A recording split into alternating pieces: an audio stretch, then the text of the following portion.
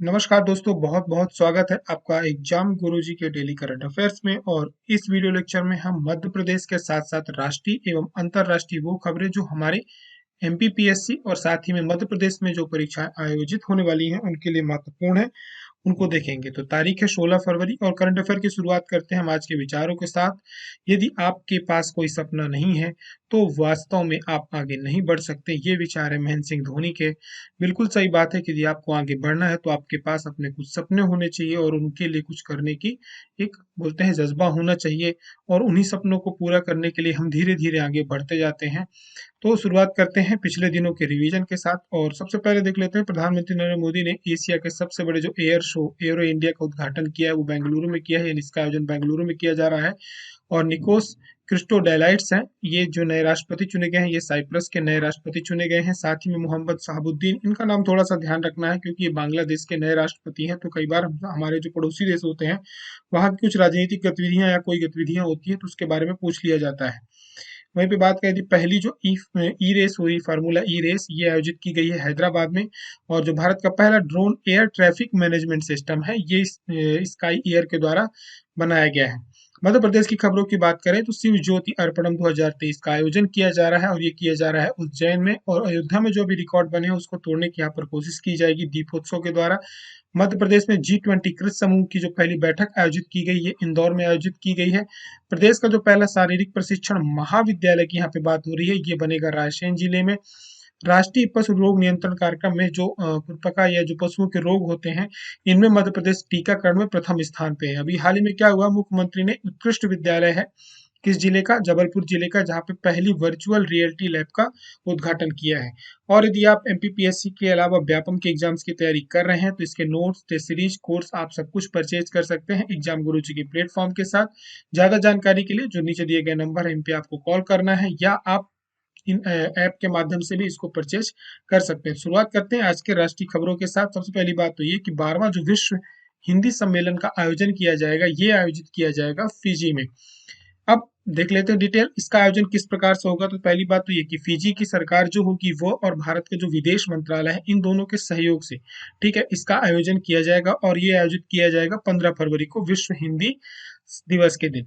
इस बार का जो विषय रखे हैं हिंदी पारंपरिक ज्ञान से आर्टिफिशियल इंटेलिजेंस, इसको रखा गया है। और इसका जो उद्घाटन करेंगे फिजी के प्रधानमंत्री हैं सितनी राबुका, इनके द्वारा किया जाएगा। साथ में हमारे देश के जो विदेश मंत्री है डॉक्टर एस जयशंकर, ये शुरुआत करेंगे, ये दोनों मिलकर इसका उद्घाटन करेंगे। बात करें विश्व हिंदी सम्मेलन की, तो ये हिंदी को क्या है वैश्विक रूप से एक लोकप्रिय भाषा बनाने के लिए उद्देश्य से इसको शुरुआत की गई थी। और इसकी शुरुआत 1975 में हुई थी। जो पहला सम्मेलन आयोजित किया गया था ये नागपुर में आयोजित किया गया था। और उस समय जो प्रधानमंत्री थी हमारे देश की इंदिरा गांधी थी, श्रीमती इंदिरा गांधी। और जो लास्ट 11वां विश्व हिंदी सम्मेलन हुआ था ये 18 से 20 अगस्त को 2018 में पोर्ट लुइस मॉरिशस में आयोजित किया गया था। और हिंदी दिवस जो होता है हर साल 14 सितंबर को मनाया जाता है। और 1949 के दिन हमारी संविधान सभा ने हिंदी को देश की राजभाषा के रूप में अपनाया था, इसीलिए उस दिन हिंदी दिवस मनाया जाता है। बात करें फिजी गणराज्य की, तो जो यहाँ की मुद्रा है वो सॉरी जो यहाँ की राजधानी है वो सुआ है। सुआ हमारे कई क्षेत्रीय बोलियों में तोते को भी कहा जाता है। मुद्रा यहाँ की फिजियन डॉलर है। प्रधानमंत्री सितनी राबुका है जो इस प्रोग्राम का इनॉग्रेशन करेंगे। प्रश्न क्रमांक 2 में, हाल ही में जारी ग्लोबल क्वालिटी इंफ्रास्ट्रक्चर इंडेक्स यानी GQII में 2021 जो जारी की गई है, भारत की जो समग्र QI प्रणाली रैंकिंग है ये किस पायदान पर है। तो ये है 10वें पायदान पर। डिटेल्स यहाँ पर देख लेते हैं। अभी क्या हुआ है कि जो ग्लोबल क्वालिटी इंफ्रास्ट्रक्चर इंडेक्स यानी GQI जारी किया गया 2021 में, तो भारत की जो समग्र QI प्रणाली है इसको 10वां स्थान दिया गया है। वही भारतीय गुणवत्ता परिषद की जो QCI के तहत आने वाली भारत की क्या है, ये राष्ट्रीय प्रत्ययन प्रणाली को 5वां स्थान हासिल हुआ है। और जबकि बात करी जाए यदि मानकीकरण प्रणाली में, तो भारत इसमें 9वें स्थान पर आया। यानी जो भी माप संबंधी हमारे यहाँ टेक्नोलॉजी है या जो माप जिस प्रकार से की जाती है उस पर जो भारत की रैंक है वो 9वीं रही है। GQII क्या है, ये QI आधार दुनिया के 184 देशों के बीच में इसकी पूरी रैंकिंग जारी करता है, जिसमें भारत 10वें स्थान पर है। सबसे टॉप पर यदि बात करी जाए तो जर्मनी है, उसके बाद आपका चीन आता है, फिर अमेरिका आता है, फिर ब्रिटेन, जापान, फ्रांस, ये सभी 2 से लेकर के 6वें क्रम पर रहे हैं। प्रश्न क्रमांक 3 की बात करें तो अभी क्या हुआ, 2023 क्वाड शिखर की जो बैठक होने वाली है, अगली बैठक, वो किस देश में आयोजित की जाएगी। तो ये आयोजित की जाएगी ऑस्ट्रेलिया में। डिटेल्स यहाँ पर देख लेते हैं। कि क्या है कि जो क्वाड देश है कितने देशों के मिलकर एक समूह बना हुआ है, ये बहुत ही मजबूत संगठन इसको माना जा रहा है आने वाले समय पे। तो इसमें आपका भारत है, ऑस्ट्रेलिया है, अमेरिका है और जापान है। ठीक है। अब इसमें क्या है कि ये अभी क्या हुआ, ये खबरों में इसलिए बना हुआ है क्योंकि क्वाड देशों ने मिल करके एक साइबर सिक्योरिटी को मजबूत मजबूत करने के लिए क्वाड साइबर चैलेंज एक लॉन्च किया है, प्रोग्राम लॉन्च किया है, जिसमें कि सभी देश, ये जो चारों देश हैं, आपस में मिल करके अपने एक दूसरे के साथ जो साइबर टेक्नोलॉजी से जुड़ी हुई जो टेक्नोलॉजी होती है उसको शेयर करेंगे, साथ ही में उससे संबंधित जो डेटा होता है वो शेयर करेंगे। तो इनका मुख्य उद्देश्य क्या है, ये पूरा का पूरा जो क्वाड है इसको इंडो पैसिफिक जो रीजन है उसको मजबूत करना है, वो हर क्षेत्र में करना है, चाहे वो रक्षा के क्षेत्र में हो, चाहे वो सुरक्षा के क्षेत्र में हो, या टेक्नोलॉजी के क्षेत्र में हो, या साइबर सुरक्षा भी इसमें आता है, क्योंकि भविष्य में जो सर्वाधिक घटनाएं होंगी वो साइबर सुरक्षा से रिलेटेड होंगी। तो इन्हीं सब चीजों को ध्यान में रख करके एक चैलेंज चालू किया गया है, इसके लिए एक अलग से जो इंडो पैसिफिक क्षेत्र है इसको साइबर सुरक्षा मजबूती प्रदान करने के लिए एक क्वाड साइबर चैलेंज नाम से प्रोग्राम चालू किया गया है। क्वाड कौन है? क्वाड है अमेरिका है, जापान है, ऑस्ट्रेलिया है और भारत है। इसकी जो एक कल्पना की गई थी, वो जो पूर्व प्रधानमंत्री थे जापान के शिंजो आबे, जिनका अभी हाल ही में निधन हुआ है, इनके द्वारा इस प्रोग्राम की एक अवधारणा बनाई गई थी, जिनके एक बोलते हैं फिर इसके बाद इसकी शुरुआत की गई। और मेन उद्देश्य यदि आप बात करो, ये सारे देशों में आपको अमेरिका जो दिख रहा होगा यहाँ पे, फिर इसके बाद आपको जापान दिख रहा है। ठीक है। ऑस्ट्रेलिया भी थोड़ा बहुत हम लोग मान सकते हैं। इन सब विशेषकर इन दो देशों का जो मूल उद्देश्य है कि चीन का जो प्रभाव बढ़ रहा है उसको किसी भी प्रकार से रोकना। तो अब इन दोनों में आप देख सकते हैं कि जो निर्भरता ज्यादातर है भारत की चाइना के ऊपर बहुत ज्यादा है। तो इन्हीं धीरे धीरे ये सभी देश मिलकर के चाहते हैं कि आप जो बिजनेस करना चाहते हो वो आप हमारे साथ करो। चीन को कमजोर करने के उद्देश्य से भी इसको चालू किया गया है, और भारत भी इसमें बैलेंस रखने के लिए बहुत बड़ा योगदान दे सकता है। तो 2023 की जो क्वाड शिखर की बैठक होगी वो ऑस्ट्रेलिया में आयोजित की जाएगी। प्रश्न क्रमांक 4 की बात करें तो अभी जम्मू कश्मीर में पहली बार किसके भंडार मिले हैं? तो पहली बार जम्मू कश्मीर में भंडार मिले हैं वो लिथियम के मिले हैं।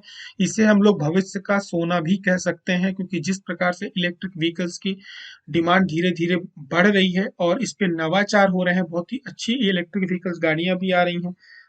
इसके अलावा बात करें लिथियम की, तो हमारे यहाँ जिस प्रकार से धीरे धीरे टेक्नोलॉजी आगे बढ़ रही है, सेल फोन्स हो गए, टैब हो गए, मोबाइल लैपटॉप, ये सारी चीजें जो हो गई, जैसे जैसे इलेक्ट्रॉनिक्स गैजेट्स पे या इलेक्ट्रॉनिक चीजों पे लोगों का क्या करेगा, डिपेंडेंसी बढ़ेगी, तो लिथियम की मांग भी बढ़ेगी। तो ये भारत के लिए एक बहुत बड़ी खबर है। अभी हाल ही में क्या हुआ, जम्मू संभाग के जो यहाँ का रियासी जिला है, यहाँ पे लगभग 59 लाख टन लिथियम के भंडार यहाँ पे खोजे गए हैं, और ये जो खोजे गए हैं सलाल हैमान क्षेत्र, वहां पर इसकी भंडार की खोज की गई है। तो आपसे प्रश्न पूछा जा सकता है। और भारत जो वर्तमान में लिथियम, निकल, कोबाल्ट, इन सब पे क्या है, आयात पर निर्भर है। तो भारत के लिए एक बहुत ही अच्छी और बड़ी खबर है। लिथियम की बात करें तो इसका जो रासायनिक, तो इसका जो प्रतीक है Li है, और ये एक प्रकार का एक नरम, और जैसे चांदी होता है, आपने लिथियम लियोन की बैटरियां देखी हुई है, चांदी की तरह व्हाइट कलर की होती हैं, चमकती हैं, और काफी हल्की धातु होती है, ठोस भी है, काफी मजबूत होती है, कई बार इनकी फूटने की भी आपको खबरें पढ़ने को मिली होंगी। और ये क्षारीय प्रकार की धातु होती है। इसका यदि परमाणु क्रमांक की बात करी जाए तो 3 होता है, परमाणु भार इसका 6.94 यू होता है। लिथियम का use mobile phone, laptops, battery, digital batteries जो होती हैं, इनका इस पे यूज किया जाता है। रिचार्जेबल बैटरी वगैरह इस पे बनाई जाती है। साथ ही मेडिकल इक्विपमेंट में भी इसका यूज किया जाता है। यदि सर्वाधिक भंडार की बात करी जाए तो चिली सब के पास सर्वाधिक भंडार है लिथियम का, फिर ऑस्ट्रेलिया है, फिर अर्जेंटीना है। प्रश्न क्रमांक 5 में, भारत ने किस देश में रेस्क्यू ऑपरेशन दोस्त चला रहा है? वर्तमान में भारत जो है ये तुर्की में, जिसका नाम हम लोग तुर्की बोलते हैं, इसका नाम बदल दिया गया है, इसको तुर्की बोला जाता है, इन्होंने अपना नाम बदल दिया है। अभी वहां पर भूकंप आया है, बहुत ज्यादा वहां पर हानि हुई है जान माल की। तो उसी के लिए भारत ने एक ऑपरेशन दोस्त नाम का एक वहां पर रेस्क्यू ऑपरेशन चला रखा है, जिसमें वहां पे हमारे यहाँ की जो एनडीआरएफ टीम है, साथ में मेडिकल इक्विपमेंट्स हैं, खाने की चीजें, ये सारी चीजें उस पर पहुंचाई जाती हैं। तो आपको याद रखना, ऑपरेशन दोस्त चलाया गया है तुर्की के लिए। साथ में ऑपरेशन जो गंगा है 2022 में चलाया गया था, ये कहाँ पे चलाया गया था, यूक्रेन के मानवीय सहायता के उद्देश्य से चलाया गया था। साथ ही में वहां पे जो हमारे छात्र या नागरिक फंसे हुए थे उनको वापस लाने के लिए चलाया गया था।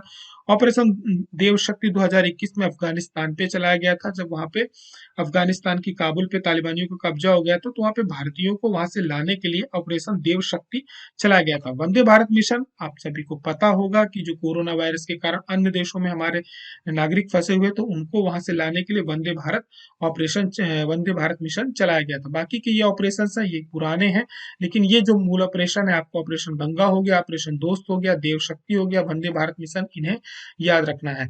इसी प्रकार से यदि आप एमपीपीएससी प्री 2022 को लेकर के टारगेटेड है तो ऑनलाइन टेस्ट सीरीज चल रही है। साथ में आप इसके 1496 रुपए पे पटवारी या व्यापम के जो भी एग्जाम्स होंगे उस पे ये कोर्स काम आने वाला है, तो इसको ज्वाइन कर सकते हैं। इसके साथ नोट्स आपको फ्री मिलेंगे। आगे की तरफ बढ़े, बात करेंगे मध्य प्रदेश के करंट अफेयर्स की। हाल ही में इस्लाम नगर है, इसका नाम बदल कर क्या कर दिया गया, तो इसका जो नाम बदल दिया गया वो जगदीशपुर कर दिया गया है। भोपाल से लगा हुआ क्षेत्र पुराने समय पे यदि आप बात करो, पुराने इसकी जो स्थापना करी गई थी, इसको जो बसाया गया था वो राजपूतों के द्वारा बसाया गया था और यहाँ के शासक थे नरसिंह देवड़ा। तो इन्हें देवड़ों की जो है राजपूतों का एक प्रकार से पूरा एक गढ़ था। लेकिन बाद में क्या हुआ कि जो दोस्त मोहम्मद खान है, इन्होंने जो राजा वहां के थे नरसिंह देवड़ा थे, उनको धोखे के साथ उनकी हत्या कर दी थी और हमारे यहाँ की जो उनकी जो रानियां थी उन्होंने जौहर कर लिया था। अब उसके बाद इसने क्या किया कि जगदीशपुर का जो नाम है इसका नाम बदल करके क्या कर दिया, इस्लाम नगर कर दिया। अभी हाल ही में सरकार ने क्या किया है, इसकी घोषणा करी है और इसका नाम बदल करके जगदीशपुर कर दिया गया है। पर्यटन स्थलों पे बात करें तो जगदीशपुर में गोंड महल होगा, रानी का महल होगा, चमन महल, ये यहाँ पे प्रमुख है। आगे की तरफ प्रश्न क्रमांक 7 में राज्य रूपंकर कला पुरस्कार की इसकी घोषणा कर दी गई है। इसमें जो पुरस्कार राशि दी जाती है वो कितनी दी जाती है, तो वो दी जाती है 51। कुल मिलाकर के 10 पुरस्कार दिए जाते हैं। आपसे यहाँ पे प्रश्न बन सकता है कि पुरस्कार किस विभाग के द्वारा दिए जाते हैं, तो याद रखना है कि संस्कृत विभाग का जो उस्ताद आलाउद्दीन खां संगीत और कला अकादमी है इसके द्वारा मिलकर के ये पुरस्कार दिए जाते हैं। 10 पुरस्कार कुल दिए जाते हैं। 51,000 रुपए की सम्मान राशि इस पे दी जाती है और ये पुरस्कार जो दिए जाते हैं, खजुराहो में जो नृत्य समारोह का आयोजन किया जाता है उस पर ये पुरस्कार दिए जाते हैं। मूल रूप से आपसे यहाँ पे ये प्रश्न बन सकते हैं। बाकी के 10 लोगों के नाम याद रखना उतना संभव नहीं है, लेकिन आप ये पुरस्कार जो दिए जाते हैं इनका एक बार नाम जरूर ध्यान रखेंगे कि कौन कौन से पुरस्कार दिए जाते हैं। पीडीएफ में आप इसको पढ़ लेंगे, पीडीएफ आपको एग्जाम गुरुजी के टेलीग्राम चैनल पर उपलब्ध रहेगी। वन विभाग द्वारा 26वीं राज्य स्तरीय वन खेलकूद प्रतियोगिता का आयोजन किया जा रहा है। ये कहाँ किया जा रहा है, ये किया जा रहा है भोपाल में। अब ये पूरी तरह से जो वन कर्मी है उनके लिए प्रतियोगिता होती है, 15 से 17 फरवरी के बीच में आयोजित किया जाएगा। 15 खेल होंगे, लगभग 500 प्रतिभागी इस पे भाग लेंगे। ठीक है, आगे की तरफ बढ़ेंगे, बात करेंगे प्रश्न क्रमांक 9 की। प्रश्न क्रमांक 9 में है विंध्य एक्सप्रेसवे का निर्माण किया जा रहा है। ये विंध्य जो एक्सप्रेसवे होगा ये कहाँ से कहाँ तक के लिए होगा, तो ये होगा आपका राजधानी मध्य प्रदेश की भोपाल से लेके जो ऊर्जा राजधानी है सिंगरौली यहाँ तक के लिए ये एक्सप्रेसवे की घोषणा अभी हाल ही में मुख्यमंत्री ने करी है कि ये एक्सप्रेसवे बनाया जाएगा। ये भोपाल से लेके जो रीवा, सतना, सागर, दमोह है ये सब कुछ होते हुए सिंगरौली पे जाकर के मिलेगा। और जितने भी अब एक्सप्रेसवे बन रहे हैं सभी के किनारे किनारे क्या है, उद्योगों के लिए जमीनें आवंटित की जा रही हैं, उनको सेव करके रखा जा रहा है। साथ ही में इंडस्ट्रियल क्लस्टर भी बनाया जाएगा। तो उससे क्या होगा कि क्योंकि आपको पता है कि जो ट्रैफिक होता है पूरा का पूरा एक्सप्रेसवे से होके जाता है, तो लॉजिस्टिक के लिए काफी आसानी होती है वहां से। तो इसीलिए जो इंडस्ट्रियल कॉरिडोर बनाए जा रहे हैं वो एक्सप्रेसवे के अगल बगल बनाए जा रहे हैं, उससे लगे हुए बनाए जा रहे हैं। प्रश्न क्रमांक 10 में हम लोग चलेंगे, चौराहा हवाई अड्डा मध्य प्रदेश के किस शहर में है, तो यह है मध्य प्रदेश के रीवा शहर में। इसका अभी 15 तारीख को इसका इनोग्रेशन किया गया है और ये भारतीय विमानपत्तन प्राधिकरण के अंतर्गत आता है।